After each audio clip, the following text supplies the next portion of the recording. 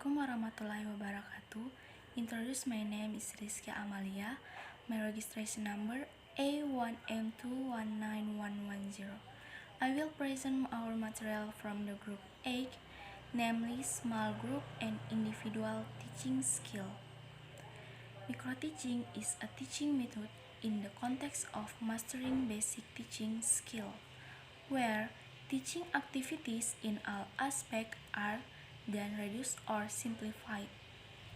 Definition of small group and individual teaching skill. Jadi yang pertama itu keterampilan mengajar kelompok kecil, yaitu kemampuan guru dalam melayani kegiatan peserta didik dalam belajar kelompok dengan jumlah peserta didik berkisar antara 3 hingga 5 orang atau paling banyak 8 orang untuk setiap kelompoknya. Nah, sedangkan keterampilan dalam pengajaran perorangan atau pengajaran individual adalah kemampuan guru dalam menentukan tujuan, bahan ajar, prosedur, dan waktu yang digunakan dalam pengajaran dengan memperhatikan tuntutan-tuntutan atau perbedaan-perbedaan individual peserta didik. According to Didi Supriyadi and Denny Darmawan, small group and individual teaching skill are the ability of teacher or instructor to develop healthy and close interpersonal relationship between teacher and student or between student and student, both in small group and individually. Patterns of purposeful activity which require the manipulation and coordination of learned information. Teaching is guiding a student activity in the learning process, which is setting and organizing the environment around students so that it can encourage and grow students to do learning activities well. According to Muhyiddin 2011, small group and individual teaching skill are the skill to impart knowledge to a group of students and individually. I think enough. Thank you. Assalamualaikum warahmatullahi wabarakatuh. I am Seti Ciani and I will continue the explanation of my friend that present about the definition of small group and individual teaching skill. And now I would like to present the purpose of small group and individual teaching skill. So let's get started. Baik, saya akan menjelaskan beberapa tujuan dari small group dan individual teaching skills. And firstly, I would like to present about the purpose of individual teaching skills. Di sini saya membahas 4 purpose dari individual teaching skills itu sendiri. Langsung saja, yang pertama adalah individual teaching skill provide a greater sense of responsibility. Jadi, individual teaching skill memberikan rasa tanggung jawab yang besar kepada siswa. Sebenarnya, salah satu tujuan dari mengajar secara perseorangan ialah untuk menumbuhkan atau memberikan rasa tanggung jawab kepada siswa. Dan seperti yang kita ketahui bersama bahwa rasa tanggung jawab adalah salah satu pengertian dasar untuk memahami manusia sebagai makhluk asusila. So, they can understand each other. Sehingga dengan adanya individual teaching skill ini diharapkan dapat memberikan rasa tanggung jawab kepada siswa yang lebih baik lagi. Kemudian yang kedua, individual teaching skill develop creative power and leadership quality to student. Jadi, individual teaching skill ini mampu mengembangkan daya kreativitas dan sifat kepemimpinan dari siswa. Sehingga dengan berkembangnya daya kreativitas siswa, hasil-hasil pemikiran siswa, baik itu ide maupun solusi, dapat lebih meningkat. Kemudian mengenai leadership, yakni jiwa kepemimpinan, itu sangatlah penting untuk dimiliki oleh seorang siswa, sehingga dengan adanya individual teaching skills ini, siswa diharapkan mampu menjalankan tugas-tugasnya dengan baik. Dan tentu harus memiliki sifat jujur disiplin, adil, berani, dan bertanggung jawab, sehingga ia mampu menjadi teladan bagi orang-orang di sekitarnya. Kemudian yang ketiga, individual teaching skill provide opportunities to learn more actively. Jadi, individual teaching skill memberi kesempatan kepada siswa untuk belajar lebih aktif lagi, sehingga mereka dapat berpikir, berusaha, dan mengembangkan ide-ide mereka maupun konsep-konsep baru yang lebih menantang lagi, sehingga mereka dapat memberi solusi serta memecahkan sebuah permasalahan. Dan kemudian, the last of the purpose individual teaching skill is forming a closer relationship between teacher and student. Jadi, individual teaching skill dapat membuat keakraban antara guru dan siswa, and that's really important. Why?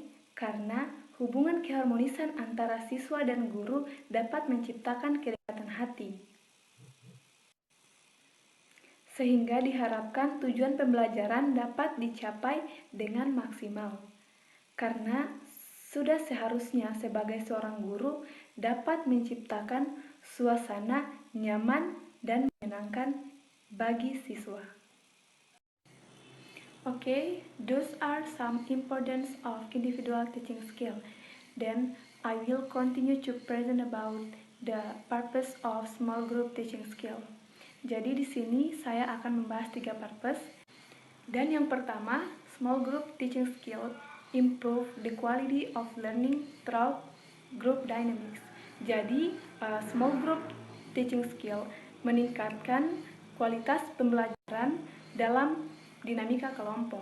Dan menurut beberapa ahli, yakni Sarger dan Stone pada tahun 1981, bahwa dinamika kelompok adalah kekuatan-kekuatan yang saling berinteraksi pada waktu kelompok melakukan kegiatan-kegiatan untuk mencapai tujuan. Sebenarnya, fungsi dari dinamika kelompok adalah untuk membentuk kerjasama sehingga siswa mampu menyelesaikan sebuah persoalan. Dan dengan adanya small group teaching skill ini diharapkan siswa dapat memberikan masukan, dapat saling berinteraksi, dan memiliki peran dalam suatu kelompok. Kemudian yang kedua, small group teaching skill provide the problem solving opportunities to practice problem. Jadi small group teaching skill ini memberikan kesempatan kepada siswa untuk memecahkan sebuah masalah, sehingga mereka dapat terus berlatih untuk memecahkan sebuah masalah. Karena kemampuan pemecahan masalah ini sangatlah penting dalam sebuah pembelajaran. Pemecahan masalah ialah sebagai langkah siswa dalam mengembangkan ide-ide dan membangun pengetahuan-pengetahuan baru, sehingga mereka dapat mengembangkan keterampilan-keterampilannya. And the last of the purpose small group teaching skill provide opportunities for students to develop social attitude and the spirit of mutual cooperation. Jadi, small group teaching skill memberikan semangat kepada siswa untuk mengembangkan sikap sosial dan semangat gotong royong, sehingga dengan small group teaching skill ini diharapkan dapat membentuk peserta didik yang berakhlak mulia, mandiri, serta bertanggung jawab, dan melalui sikap gotong royong dapat menumbuhkan rasa dan sikap saling tolong-menolong antar sesama siswa, sehingga siswa dapat menciptakan rasa kebersamaan dan kekompakan. Bismillahirrahmanirrahim. Assalamualaikum warahmatullahi wabarakatuh. Let me introduce myself. My name is Suci Irma Suryanti with registration number A1M2-19116, and I'm from class B. And now I want to explain about the characteristic of small group and individual teaching skills.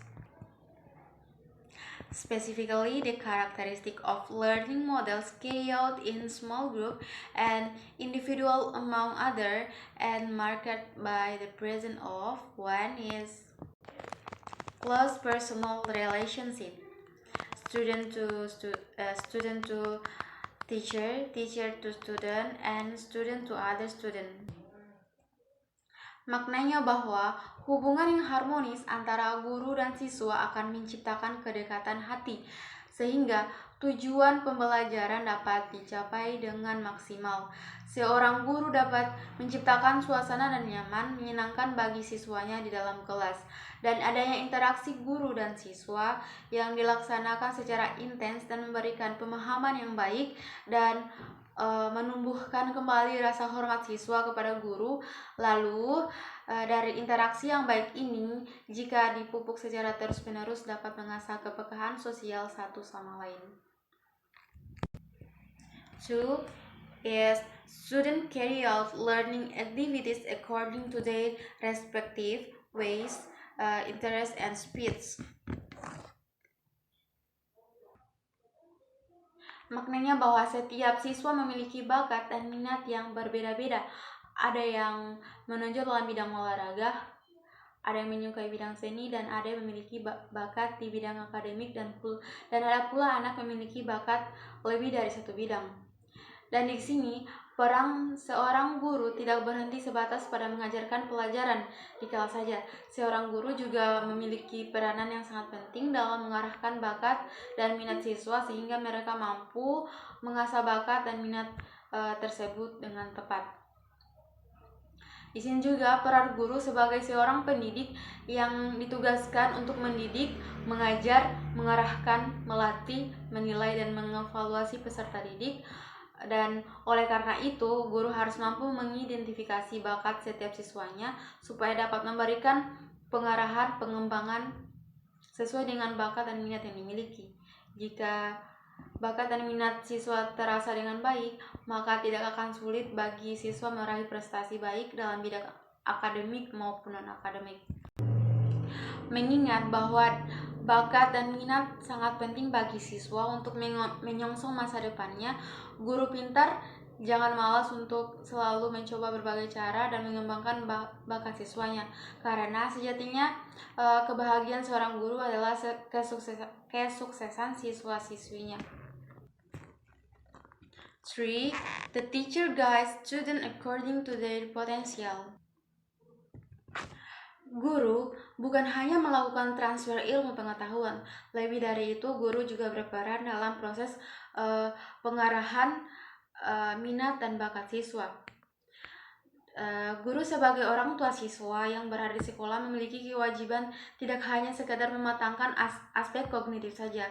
Hal ini yang tidak kalah pentingnya menjadi kewajiban seorang guru ialah menjadi tempat bimbingan di luar pemahaman terhadap sebuah materi pelajaran.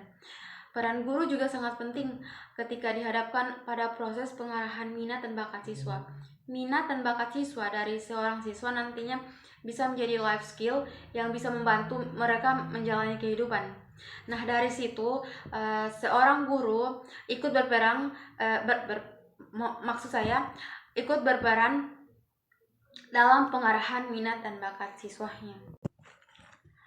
And the last is students from the beginning of learning are involved in determining the objective, the material to be studied, and the learning process that must be done.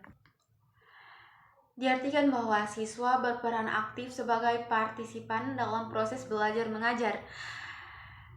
Keaktifan siswa dapat didorong oleh peran guru. Guru berupaya untuk memberi kesempatan siswa untuk aktif, baik aktif mencari, memproses, dan mengelola perolehan belajarnya. Untuk meningkatkan keterlibatan siswa dalam proses belajar mengajar, guru dapat melakukan dengan keterlibatan secara langsung siswa, baik secara individual maupun secara kelompok.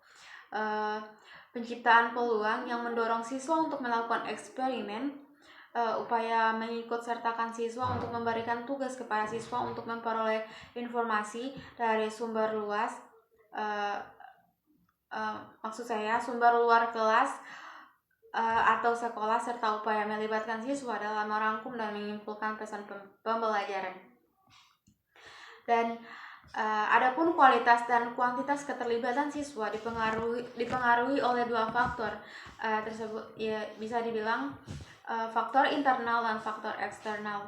Di mana di sini faktor internal yaitu meliputi faktor fisik, motivasi dalam belajar, kepentingan, dan dalam aktivitas yang diberikan kecerdasan dan sebagainya. Sedangkan faktor eksternal yaitu faktor yang meliputi guru, materi, pembelajaran, media, alokasi waktu dan fasilitas dan sebagainya. Dan di sini keterlibatan siswa bisa dimungkinkan jika siswa diberi kesempatan untuk berpartisipasi atau terlibat dalam proses pembelajaran. Dan dalam proses belajar mengajar sebelumnya, para murid diharuskan tunduk dan patuh pada aturan prosedur yang kaku dan justru membatasi keterampilan berpikir kreatif. I think enough for me. And the last, I want to say wassalamualaikum warahmatullahi wabarakatuh.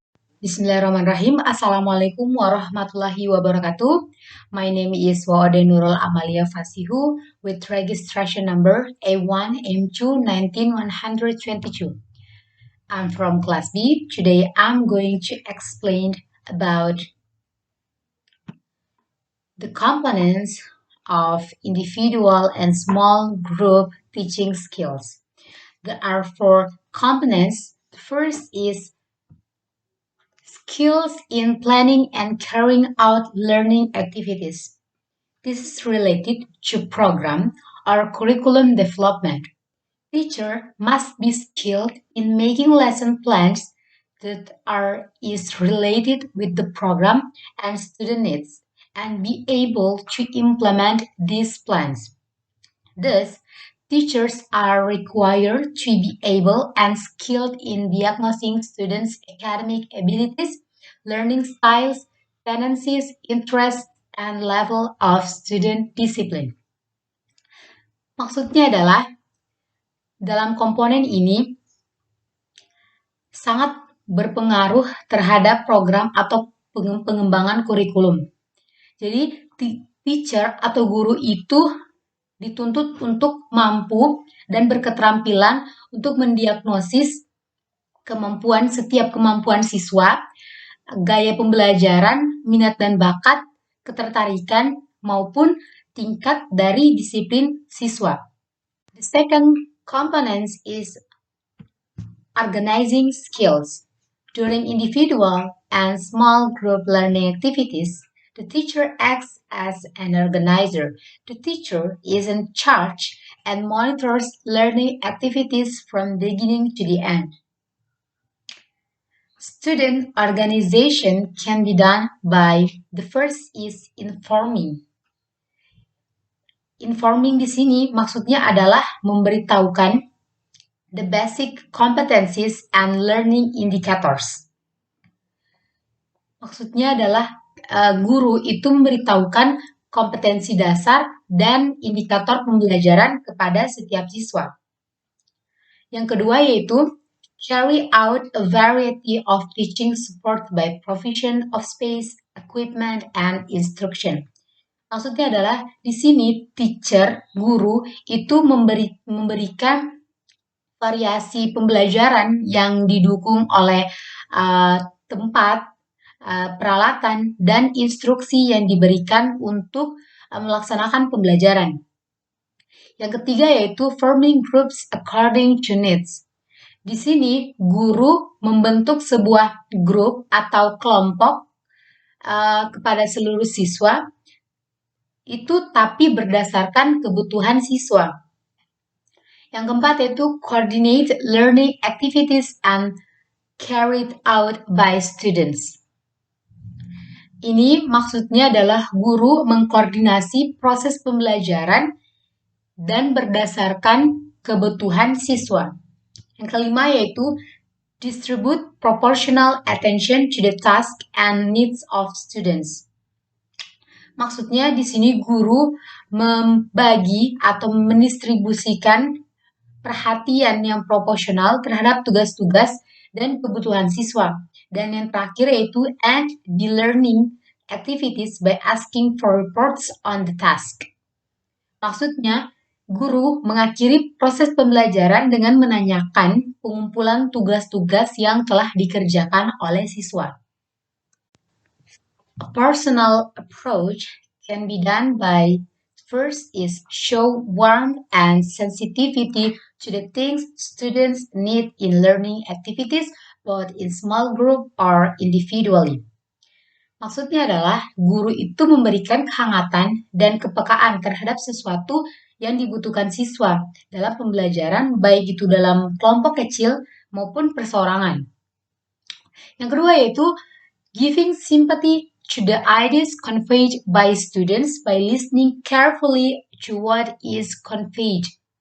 Maksudnya, guru memberikan simpati terhadap ide-ide yang disampaikan oleh siswa dengan mendengarkan secara hati-hati apa yang mereka sampaikan.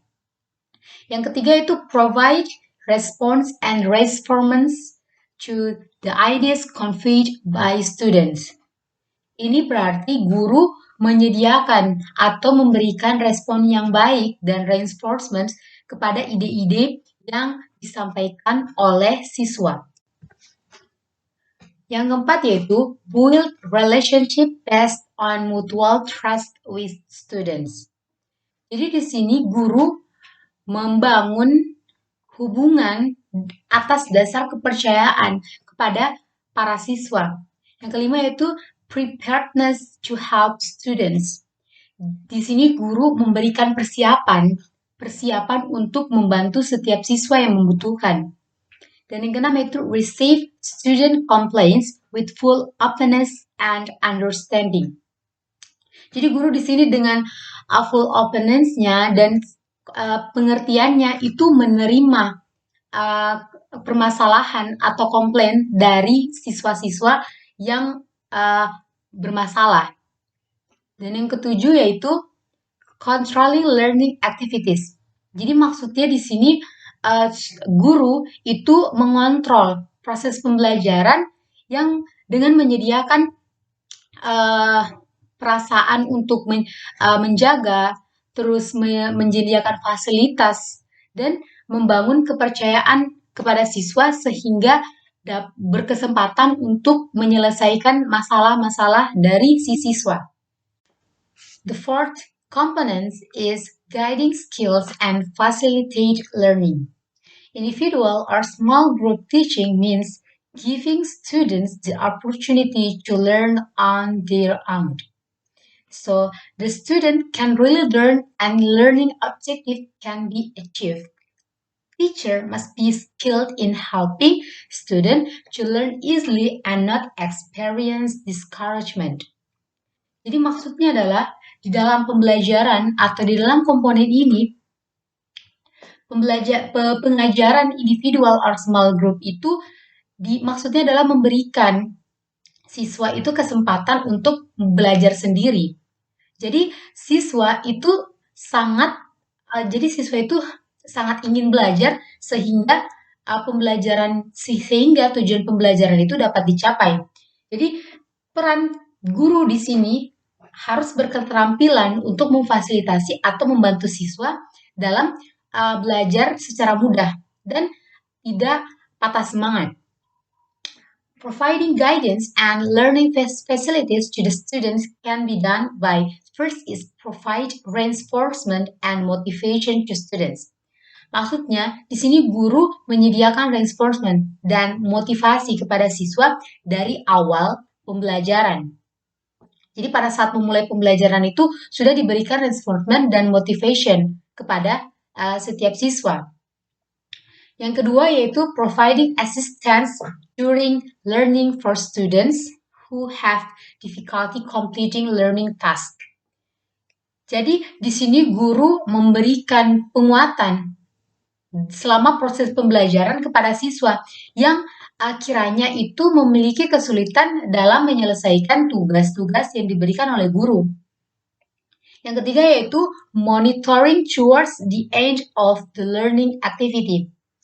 Jadi maksudnya di sini guru memantau selama pembelajaran hingga akhir proses pembelajaran. Jadi Pemantauan ini dilakukan dengan mengunjungi setiap siswa atau setiap kelompok belajar siswa dengan mengingatkan bahwa proses pembelajaran akan berakhir dan tugas-tugas yang diberikan pada hari itu harus diselesaikan sampai waktu yang disediakan itu habis. Assalamualaikum warahmatullahi wabarakatuh. My name's Waode Reskita Nurwahyuningsih. My registration number is A1M2-19120. I will explain my material about pattern of use in small group and individual teaching. According to Cherani 2015, there are 4 different organizational patterns in carrying out small group and individual teaching, including the first is large class to small group to large class. In this pattern, teaching and learning activities in the classroom begin with a classical meeting or large class to provide general information needed by students to participate in teaching and learning activities. The information provided to students includes the first is the main topics to be worked on, the second is the tasks to be done, the third is steps to complete the tasks, and the fourth is other necessary information. The second patterns in carrying out small group and individual teaching is large class to small group to small group to large class. In this pattern, first students follow a classical explanation of the topics to be studied, the tasks to be carried out, and the steps to carry out the tasks. Second, students are asked to work in small groups to do the tasks given by the teacher. Then, students are asked to report the result obtained from knowledge in small group, in class, or classical reports. The third is large class to individual to small group to large class.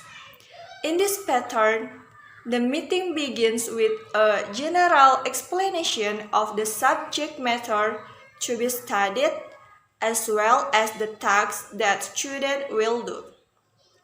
After following the general explanation, students immediately work on the assignment given by the teacher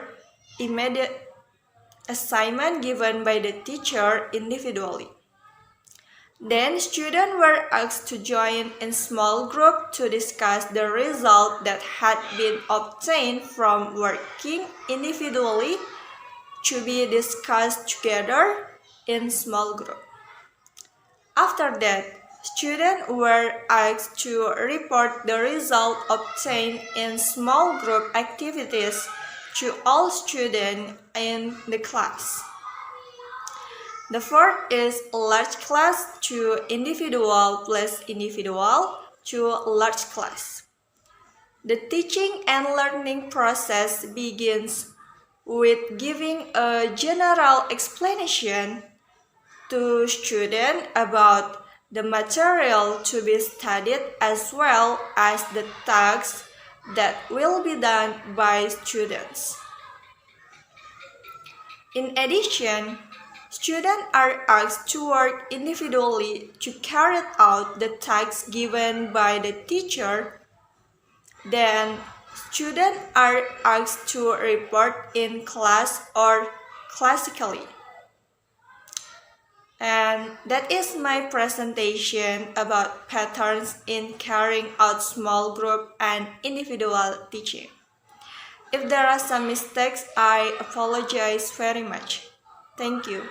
Wassalamualaikum warahmatullahi wabarakatuh. Bismillahirrahmanirrahim. Assalamualaikum warahmatullahi wabarakatuh. My name is Tuti Agustia, reg number A1M2 19100. Okay, number 6. Principle in teaching small group and individual. Terdapat ada 4. Yang pertama, not all topics can be presented in small group and individual formats. Yang kedua, do small group and individual teaching gradually. Yang ketiga, organizing students' resource or material, speech, and time must be done carefully. Yang keempat, teacher must know students' personality. According to use some of the roles of teacher in small group and individual learning are follows. Terdapat ada 7. Yang pertama, A is motivator. Kedua, A is facilitator. Ketiga, learning organizing. 4, multi-method and media. Kelima, learning interaction patterns. Keenam, intensive and varied use of learning resource. And the organizing students' learning difficulties. Okay, thank you. Baik, terima kasih. Bismillahirrahmanirrahim. Assalamualaikum warahmatullahi wabarakatuh. Hello everyone, introduce myself. My name is Muhammad Kolin Albari. My student ID number M1M220114. I will talking about the thing that must be considered in teaching small group and individual. First, memperhatikan dan melayani kebutuhan setiap siswa. Setiap siswa memiliki latar belakang yang berbeda, sehingga kebutuhan setiap siswa pun berbeda. Maka dari itu kita sebagai seorang guru harus pintar-pintar memperhatikan dan melayani kebutuhan setiap siswa. Jangan sampai siswa yang memiliki tingkat kemampuan kognitif yang berbeda diberikan tugas yang sama. Second, mengupayakan proses pembelajaran aktif dan efektif. Mengajar kelompok-kelompok kecil dan perorangan tidak lain bertujuan agar pembelajaran berjalan secara aktif dan efektif. Untuk membuat pembelajaran aktif dan efektif, guru harus berusaha secara aktif melakukan bimbingan belajar kepada setiap siswa. Misalnya dengan pembelajaran kelompok, guru harus berada di tengah-tengah siswa dan semua siswa yang dibimbing. Third, merangsang tumbuh kembangnya kemampuan optimal siswa. Hal yang penting perlu diperhatikan oleh seorang guru adalah memperhatikan tumbuh kembangnya kemampuan optimal siswa. Tidak hanya aspek intelektual saja, namun aspek emosional, sosial, moral, aspek bahasa, dan aspek fisik pun perlu diperhatikan oleh seorang guru. Untuk merangsang tumbuh kembangnya kemampuan optimal siswa, guru dapat melakukan dengan cara memberikan teladan yang baik bagi para peserta didik. Sedangkan untuk merangsang aspek bahasa, guru dapat menggunakan bahasa yang sesuai dengan tingkat perkembangan peserta didik pada saat pembelajaran. 4. Langkah-langkah mengajar kelompok kecil dan perorangan. Langkah-langkah pertama yang dilakukan ketika mengajar kelompok kecil, guru perlu mengorganisasikan siswa, sumber belajar, materi, tempat belajar, serta waktu yang diperlukan dalam pembelajaran. Kemudian kegiatan pembelajaran kelompok kecil dapat diakhiri dengan komunikasi berupa membuat rangkuman atau laporan. Sedangkan kegiatan dalam pembelajaran perorangan, guru dapat membuat bahan ajar untuk setiap siswanya. Contohnya, jika ada siswa yang kesulitan dalam belajar matematika, guru perlu memberikan bimbingan secara perorangan. Tetapi ketika ada siswa yang tidak mengalami kesulitan dalam belajar matematika, maka siswa tersebut diminta untuk mengajarkan sendiri atau boleh bertanya kepada temannya. Demikian pemaparan materi dari saya tutup. Assalamualaikum warahmatullahi wabarakatuh.